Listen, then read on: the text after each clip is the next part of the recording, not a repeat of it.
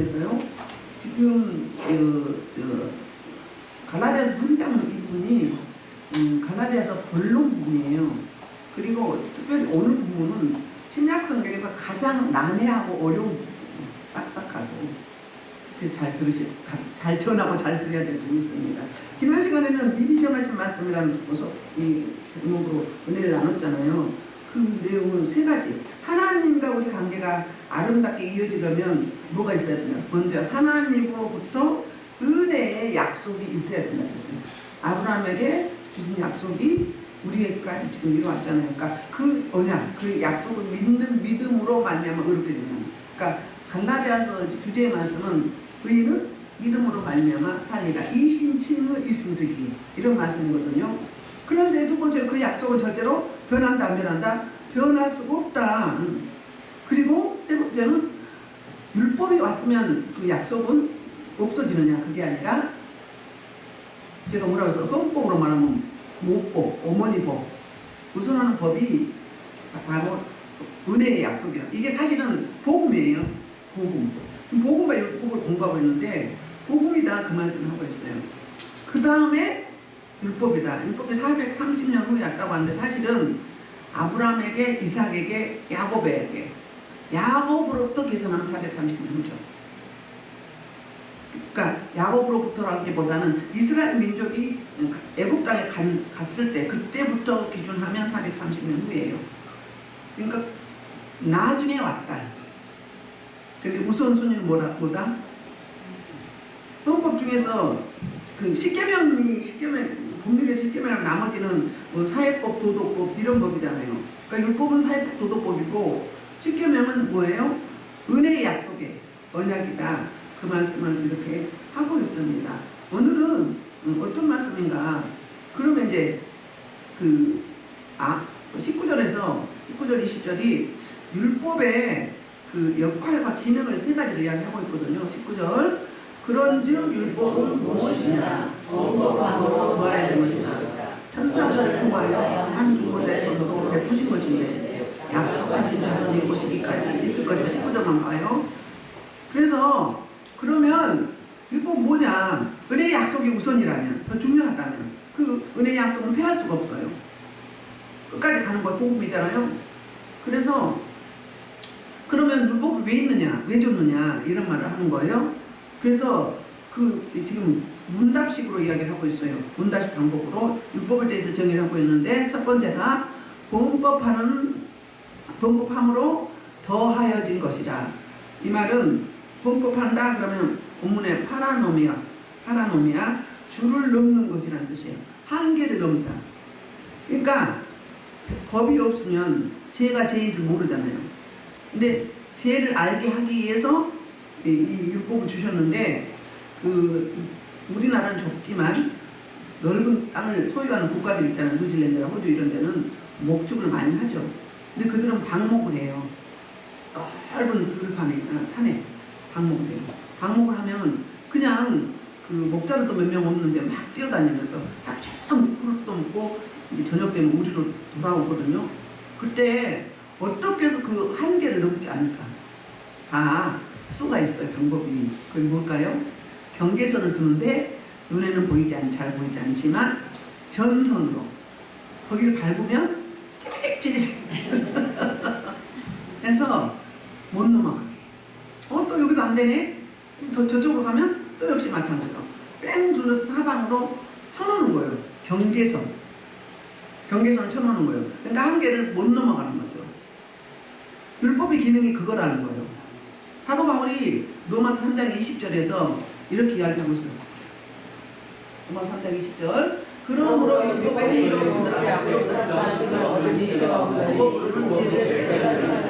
율법의 기능을 이야기하죠. 율법의 한계와 기능이에요. 한계는 의롭지 못하게 한다는 거예요. 율법으로 구원받지 못하잖아요. 그런데 무슨 기능이 있어요? 무슨 역할이? 죄를 깨달음이다. 법이 없으면 죄인지 아닌지 모른단 말이에요. 그러니까 죄를 알게 해요. 우리 믿는 자가 더 죄에 대한 감각이 더 많을까요? 믿지 않은 자가 더 많을까요? 그렇죠. 왜요? 믿는 자는 죄에 대해 민감하기 때문에. 어떻게 할 수가 없네. 죄에 대해서 우리는 더 민감하고 아침정으로 상번제를 드리잖아요. 예배는 못 드려도 기도는 하죠. 그때 하루를 마무리할 때 하루를 살고 나서 돌아보잖아요. 그리고 다시 또 다음을 부탁하고 또 새롭게 시작하고, 그렇기 때문에 믿는 자들에 대해서 더 민감하고 예민하고 더 감각을 가지고 있죠. 이런 역할. 그러니까는 범법함으로 더해진 것이 아니라 뭐라는 거? 죄 때문에 있다는 거예요. 죄를 깨닫게 하기 위해서. 그러면 율법이 필요 없느냐? 예수님도 마태복음 5장 17절에서 이런 말씀하고 계세요. 시작. 거짓 선지자들을 삼가라. 양육을 입고 너희에게 나오라. 속에는 누락지는 것입니다. 아멘. 다시 한번 들어보세요. 거짓 선지자들을 삼가라. 양육을 입고 너희에게 나오라. 속에는 누락지는 않으리라. 아멘. 뭐라고요? 아닌데. 예수님께서 뭐라고 말씀하셨냐면, 율법이 필요 없느냐? 율법을 뭐하러 왔다? 예수님 그리스도를 통해서 안송하러 왔다 그래요. 예수님이 다 이루었다. 뭘 이루신 거예요? 율법을 이룬 거, 율법의 요구를 이룬 거예요. 하나님의 뜻을 다 이루신 거거든요. 예수 그리스도한테 부여하신 그 사명을 이루셨다 그 말이에요. 그게 바로 율법을 완성하게 했다. 그럼 율법이 없어지는 거예요? 우리가 할 수 없는, 이룰 수 없는 율법의 그 요구에 그래서 우리는 율법은 무슨 역할? 지적하는 역할, 판단하는 역할, 정죄하는 역할, 이걸 하잖아요. 그러니까 그 요구를 예수님이 다 이루어주셨다는 거예요. 이 역할이라는 거예요. 그러니까 율법의 기능은 두 가지 기능이에요. 그러니까 부정적인 기능은 첫 번째는 죄를 깨닫게 하고요. 긍정적인 기능은 우리의 한계를 느끼게 하고, 그러니까 어디로 가야 돼요? 복음으로 가야 되죠. 율법으로 가야 되죠. 예수 그리스도를 내 문제를 해결해 줄 수 있는 근원이신, 주체이신 그분 예수 그리스도를 사모하게 되는 거죠. 예를 들자면 햇볕이 안 보이는 뭐 때문에 안 보이는 거죠? 구름이 가려서 안 보이는 거잖아요. 그러면 햇볕을 며칠 안 쬐봐. 그럼 뭘 원하죠? 햇볕을 원하죠. 어느 나라에는 막 몇 개월 동안 햇볕이 안 든대요. 그 빛을 찾아다닌대요. 밤에 캄캄할 때 별이 빛나요? 맑은 날에 별이 빛나요? 캄캄할 때. 그러니까 죄가 더한 것에 은혜가 더하다는 이야기, 충만하다 그 이야기는 그래야 내가 이제 한계를 느끼고 찾는 거지. 해결 방법을 해결해 줄 수 있는. 그러니까 어떤 역할을 해요? 예수 그리스도로 인도하는 안내자의 역할이 긍정적인 기능이에요. 율법에. 죄를 깨닫게 하고 부정적으로는, 그리고 우리 판단하고 정죄하죠. 두 번째로는 긍정적인 기능으로 우리 한계를 깨닫고 예수 그리스도로 가려고 하는, 예수 그리스도를 찾게 되는 그런 기능을 하게 됩니다. 그리고 이제 중반절에 보면은 19절 두 번째는 천사들을 통하여 한 중보자의 손으로 베푸신 것인데 그랬어요. 이제 이 뭐 때문에 이 두 번째 이런 이야기를 하냐면, 우리는 율법을 받을 때 하나님의 모세를 통해서 주셨다고 했잖아요. 그런데 그게 아니라 이스라엘 민족들은, 유대인들은 인간이 하나님을 만나면 죽으니까 하나님의 천사에게 주어서 천사가 모세에게 줬다고 생각을 해요. 그게 스데반 집사도 그 이야기를 하거든요. 설교할 때 사도행전 7장에 한번 봐봐요. 38절 시작. 신의 산에서 말하던 그 천사와 우리 조상들과 함께 광야길에 있었고 또 사람의 말씀과 우리에게 주던 자가 있었다. 아멘. 무슨 이야기예요? 그러니까는 천사를 통해서 광야에서 모세에게 줬다 이렇게 이야기해요. 58절에도 그 이야기를 하고 있거든요. 58절에도 그런 이 이야기는 진짜 그랬다는 게 아니라 사도 바울은 여기에 대한 반론을 하지 않아요. 그리고 사도 바울이 유대인들이 주장하는 이걸 들어서 이해를 시키는 거예요. 아멘. 그리고 세 번째는, 그러니까 지금 두 번째는 뭐죠? 그러니까 율법이 우선이냐 약속이 우선이냐 그 이야기예요. 율법이 더 우월하다는 거예요. 아니 약속이 우월하다는 거예요. 은혜의 약속, 복음이 우월하다는 거예요. 그러니까는 그러니까 율법은 뭐라고 해야 되나, 부록과 같은, 책임감은 부록과 같은 그런 거죠. 그리고 세 번째는 이제 그 유효기간을 이야기하고 있어요. 유효기간. 약속하신 자손이 오시기까지 있을 것이라. 약속하신 자손이 누구죠? 예수 그리스도. 예수님이 오실 때까지 율법의 기능이 활성화된다는 거예요. 그래서 율법의 기능이 유효하다는 거예요. 필요해요. 지금도 율법 안 필요하나요? 필요해요. 율법은 선한 것이라고, 사랑이라고 했어요. 네, 주께로 돌이키게 하는 기능을 갖고 있기 때문에 이런 말씀을 하고 있습니다. 그리고 이제 20절에는 아니 봐요. 20절 잠시 죄송 히브리서 7장 26절부터 27절 한번 볼까요? 히브리서 7장 26절 27절 보겠습니다. 이러한 뜻에서 우리를 향하여 죄에서 떠나게 하시고 하늘보다 높게 되냐. 그는 죄에서 먼저 우리를 자기를 위하여 아버지의 죄를 위하여 날마다 지켜주는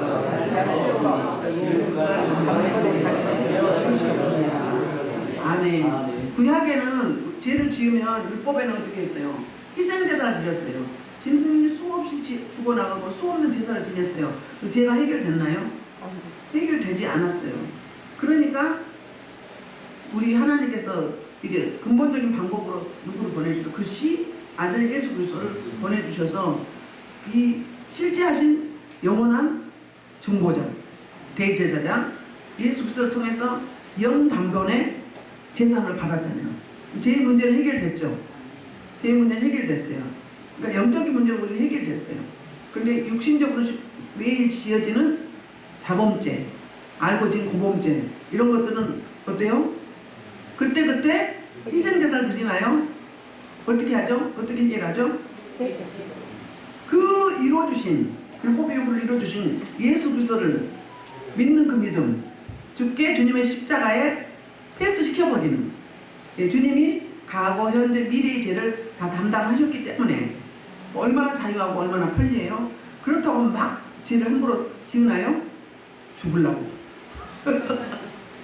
그거는 영적으로 죽는다는 이야기가 아니고 그냥 세상 말로 웃기는 이야기죠. 웃자고. 죽으려고 맨날 얘기만 하다 편나겠어요? 그렇죠? 복음은, 진리는 자유함인데 누림이 있어야 되잖아요. 누구로 말미암아? 영원한 대제사장이신 예수 그리스도로 말미암아서 우리는 자유함을 누려야 돼요. 그러니까 지금도 아직까지 쫄린다, 근심하고 걱정하고 염려한다. 어떤 분을 저기 교회에서 집회할 때 만나면서 이제 보니까 기도해달라는데 너무 근심 걱정이 많아. 그분 목사님, 아니 왜 이렇게 불안하고 초조 근심 걱정이 많으세요? 아버지가 지금 폐암이라고 쓰러져서 병원에 가셨대요. 물론 걱정이 있을 수 있어요. 그럼 무슨 메시지가 나가죠? 이제 처방하는 메시지가 나죠. 걱정하지 말라든지, 바로 안 돌아가신다든지, 준비해야 되겠다든지, 나가야 되겠죠. 그러면은 어때요? 한결 수월하죠. 가볍게 갈 수 있죠. 정전 집사님도 제가 어머니 박혜경 강도사님들 말을 안 했지만 그 김유리 자매님이 왔을 때 이야기했어요. 제가 두 달 전인가 왔을 때 이야기했어요. 길어야 2, 3개월이니까 준비해라. 근데 이제 그러면 그러니까 그 말을 받기 싫은 거지. 근데 하나님은 우리의 생명을 거둬갈 때가 있어요. 사명이 다하면 데려간단 말이에요. 그래서 나를 끌어안고 그 말씀이 이루어지지 않길 바랬는데 가게 됐어요. 너무 편안하게 마누라하고 어머니하고 양손 붙잡고 침대에서 같이 자다가 갔어요. 얼마나 감사한지 몰라요. 비록 너무 일찍 가서 안타깝지만 우리는 기도해야 돼요. 내 자녀들이 부모 앞에 가지 않게 해달라고. 그 기도도 해야 될 것 같아요. 누구도 자유할 수 없잖아요. 생명은 주께 있습니다.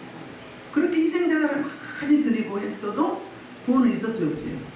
자유함도 없었고 제 문제 해결되지도 않았고 구원이 없었어요. 율법으로는 도저히 구원이 없다고 말했어요. 왜? 죄를 깨닫게 하는, 예수 그리스도로 또 인도하는 그 개혁성경에는 오늘 본문 3장 24절에 보면 초등교사, 몽학 선생 이라고 했어요. 그러니까 거기까지인 거예요. 그러나 꼭 필요한 거죠. 그리고 이제 20절에서 20절을 그 중보자는 한편만 이해한 자가 아니라 하나님은 한 분이십니다. 아멘. 무슨 얘기를 하고 있어? 굉장히 난해하죠. 그러니까 중보자는 하나님과 인간 사이를 중보하려면 중간에서 레베카의 역할, 다리의 교량의 역할을 하려면 어떻게 해야 돼요?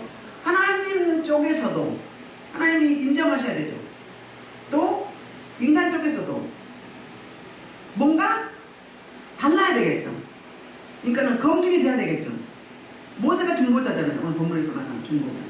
모세는 예수 그리스도가 오실 때까지 한시적으로, 임시적으로 잠깐 중보자 역할을 감당했는데 한쪽 편을 들 수가 없는 거잖아요. 중간 역할, 노사 합의할 때 중재를 하잖아요. 마찬가지로 모세가 그 역할을 했는데 어떻다고요? 한 편만 이해할 수가 없다는 거예요. 하나님의 요구만 다 들을 수도 없고 사람들의 요구만 다 들어줄 수 없다는 거예요. 절충을 하는 거죠. 그러나 우리는 어디 하나님과 절충할 수 있어요? 물론 기도할 때 딜을 할 수 있어요. 딜을 할 수 있기는 해요. 할 수만 있다면 하나님 뜻이 너무 어긋나지 않는다면 이렇게 해주세요. 기도하잖아요. 그때 그런 이야기를 하고 있는 거예요. 20절에서 한 편만 이해한 자가 아니고 그리고 하나님은 한 분이시라. 그러니까 하나님이 그 중보자를 세우시는데 인간 측에서나 하나님 측에서나 한 대상자를 세워서 하는데 이 구약은 그림자잖아요. 오실 메시아 예수 그리스도 그분이 영원한 중보자이시고 영원한 대제사장이잖아요. 지금도 보좌 우편에서 우리를 위해서 중보하고 계시죠. 그분이 오실 때까지 잠시 기간을 두고 한시적으로 우리의 중보자 역할을 감당했는데 모든 주권은 누구한테 있다? 하나님 한 분께 있다. 다른 말로 하면 언약의 약속, 복음을 주신 분도 하나님이시고 그리고 율법을 주신 분도 하나님이시다. 그 이야기를 하고 있는 거예요. 그러니까 율법이 필요가 없지 않다 그 말이에요. 율법이 무용하다 그게 아니고 복음만 유용하다 그 말이 아니에요. 그래서 21절에서 이제 21절, 22절에서 그 이야기를 하고 있어요. 율법의 그러니까 두 가지 역할을 이야기해요. 율법으로 의를 얻을 수 없는데 그러면 그 복음과 율법의 그 역할과 기능이 무엇인가? 그러면 율법이 하나님의 약속과 반대되는 것이냐? 질문하죠. 그러면 전혀 다르다는 이야기냐? 맞아요? 틀려요? 율법과 복음이 전혀 틀려요? 아니에요. 연결돼요. 한 분 하나님이시라니까 하나님이 주셨어요. 그러면 하나님은 하나님 주셨기 때문에 선해죠. 선해요. 선한 거예요. 율법이 없었다면 무법천지예요. 하나님이 오냐 이쁘다 맨날 약속만 해봐. 자녀가 잘못 가면 어떻게 해요? 잘못 가는데 말로 해서 안 들어. 그러면 어떤 규칙, 규정을 주잖아요. 그래서 예를 들면 8시 이후부터는 TV 켜면 안 돼. 8시까지는 집에 들어와야 돼. 그럼 규칙을 주잖아요. 그게 무슨 기능? 율법의 기능. 그러나 하나님의 자녀로서 내 자녀에게 어떠한 것을 약속을 해줄 수 있죠. 그 약속은 명개치 아니하죠. 무효하지도 않아요. 없어지지 않아요. 영원해요. 그래서 이스라엘 민족이 율법을 잘 지켜서 가나안 땅에 들어갔나요? 아브라함과 한 약속을 이루신 거잖아요. 성취하신 거죠. 그러니까는 축복은 뭘로 받아? 율법을 지켜서 받아요? 못 받아요. 근데 아직도 유대인들은 어떻게 생각하고 있어요? 유대주의자들은 유대인이나 유대주의자들 그리스도인이지만 유대주의자들은 뭘 해서 뭘 이뤄서 행위로 공적을 쌓아서 그래서 구원받고 그래서 복을 받는다고 생각을 해요. 그러니까 맨날 자유함이 없어요. 이거 하나 이러고 나면 또 하고 또 해야 되고 또 해야 되고 또 해야 되고 그러니까 멍해인 거예요. 멍해. 마태복음 그래서 28장에서 31절 이죠? 마태복음 11장 28절부터 31절에서 수고하고 무거운 짐 진다더라 다 내게로 오라. 그 수고와 무거운 짐이 뭐예요?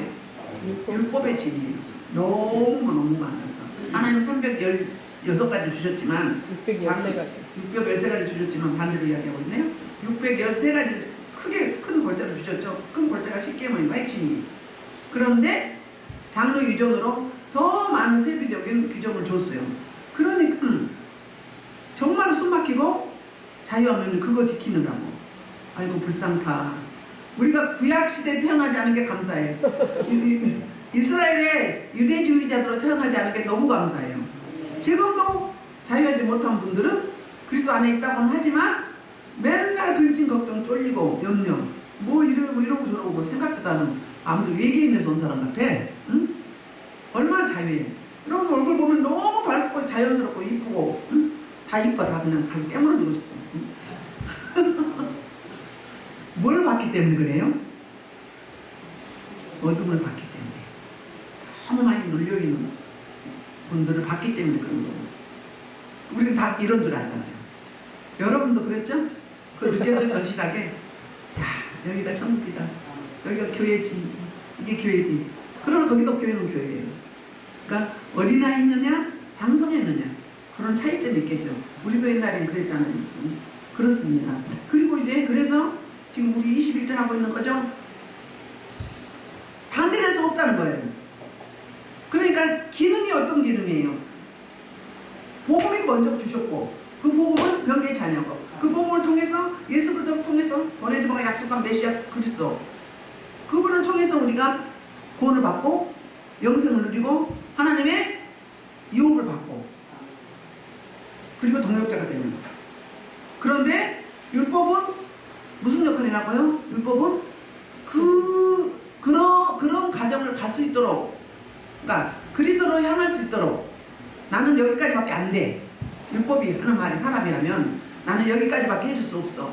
그러니까 문제 해결자가 아니라 안내자, 통로자 역할을 할 뿐이지. 그리고 그 그리스도 앞에 딱 요 입당하고 대기시켜주는 그 역할 한다는. 그러니까 선한 거죠. 기능이 사랑이고 선함이에요. 필요해요. 지금도 우리는 필요합니다. 이 기준이 없으면 맨날 은혜만 있으면 이거는 무법천지요 개망난이가 되는 거예요. 개망난. 그렇습니다. 그래서 이제 율법이가 반드시 율법으로 주셨다면 의가 반드시 율법으로 말미암아 쓰리라. 그 말은 무슨 이야기예요? 율법이 그렇게 우월하다면 복음보다 우월하다면 은혜의 약속보다 우월하다면 율법으로 우리가 의롭게 됐을 것이다 그 말이에요. 근데 의를 이룰 수 없다고 했죠. 그러면서 그 반박을 22절에서 그러나 성경의 모든 것을 제 안에 가두었으니 그 말은 무슨 이야기예요? 구약을 말해요. 구약성경 율법을 말해요. 율법은 그 제 안에서 맨날 복잡복잡하게 살고 말아요. 그 제 속에서 그걸 넘어야 돼요. 뛰어넘어야 돼요. 그래서 그 이유는 예수 그리스도를 믿음으로 말미암는 약속을 믿는 자들에게 주려 합니다. 율법을 믿는다는 게 구원의 역사가 있고 영생을 주는 게 아니라 평화와 자유함을 주는 게 아니라 뭘? 보내주신 그 아들 예수 그리스도 메시아 그분으로 말미암는 약속을 믿는 자들에게 주려 합니다. 이런 말씀하고 있어요. 우리가 전도할 때 우리가 생명을 먼저 가졌죠. 그러면 그 생명을 나눠야 되잖아요.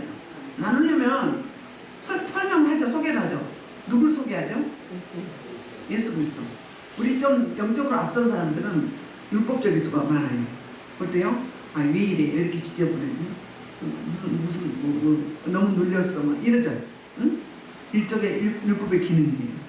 그럼에도 불구하고 전도할 때는 어때요? 내가 받은 생명, 내가 만난 예수 그리스도. 그분을 소개해야 되잖아요. 그 자유와 참복, 큰 복, 이걸 소개하게 되잖아요. 그런 통로 역할. 아멘. 그래서 저와 여러분이 아직까지도 너무 판단하고 정죄하고 물론 훈련 과정 가운데는 그게 필요해요. 율법의 기능이 필요해요. 훈련을 시키는데 이거 지금 잘못 가고 있는데 계속 그대로 가는 거예요. 직무유기예요. 방치하는 거예요.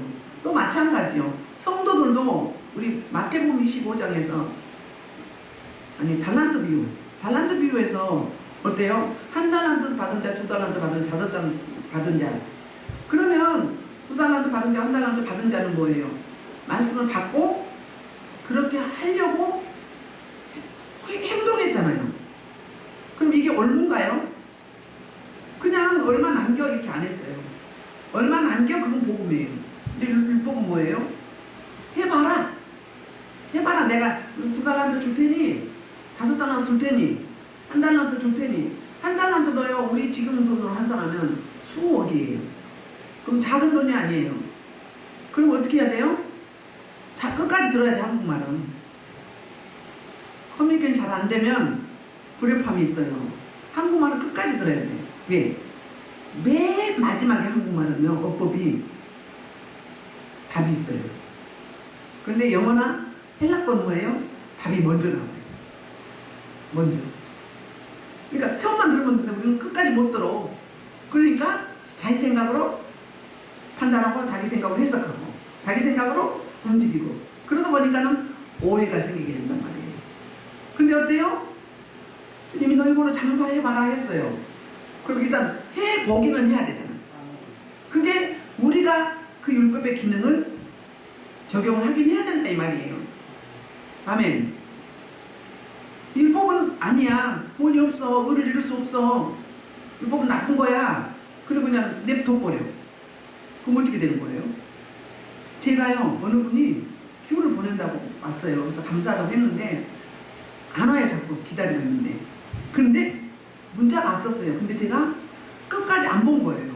아니 다른 데도 문자 보면 뭐 어디 도착할 곳을 정해달라고 하잖아요.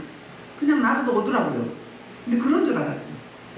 그리고 며칠 지났어요. 왜 안 오지? 보낸다고 했는데 자세히 보니까 나중에 보니까 이제 날짜가 지나버린 거예요. 주소를 적어야 되는데. 그래갖고는 다시 뭐예요? 다시 가버렸어. 아예 보내오지는 않은 거죠. 입금자한테 다시 가버린 거죠. 이게 뭐예요? 예를 들자면 이것도 일종의 율법이에요. 그렇죠. 그래서 율법은 선하다는 거예요. 반드시 우리도 필요하다는 거예요. 주님이 다 이루셨어요. 뭐에 대해서 이루었어요? 죄에 대해서 이루는 거예요. 그러나 우리 할 일은 해야 되는 거예요. 각자. 율법은 사랑이고 선한 것이고. 그러니까 언약도 선하고 율법도 선하고 누구로부터 나와서 주체가 하나님 아버지 분께로 나왔기 때문에 다 필요하다. 그러나 역할과 기능이 다를 뿐이다. 근데 우리에게 다 필요하다. 아멘. 아직도 주님이 오시고 주님으로 말미암아서 이제 우리가 성령을 받았잖아요. 받아서 성령으로 말미암아서 우리는 자유케 되었으며 성령으로 말미암아서 하나님의 의를 이뤄갈 수 있으며 하나님 말씀에 순종하고 순복하며 하나님을 자꾸 의뢰하고 찾으며 악망할 수 있는 그런 기능을 줬어요. 그런데도 아직까지도 내가 해야 돼 내가 해보겠어 열심히 그러고 있어봐요. 그럼 뭐예요? 아주 뭐라고 해야 되나?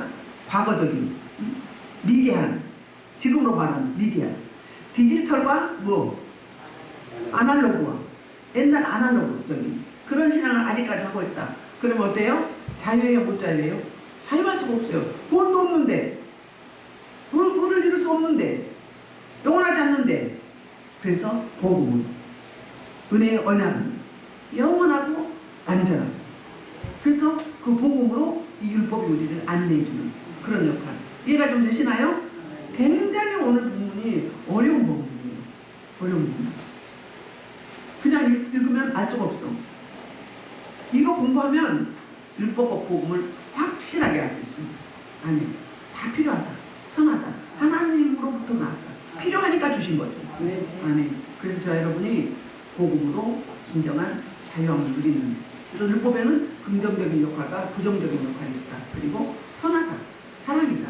그래서 이 율법을 통해서 이제 그 복음, 하나님 주신 그 은혜의 약속, 은혜의 뭐라고 해야 되나? 언약. 이거를 누리며 살아가는 진정한 복된 자유인, 자유함, 샬롬, 축복의 통로가 되기를 주의 이름으로 축복합니다. 이 말씀을 놓고 주여 1창으로 2부만 기도하겠습니다. 주여!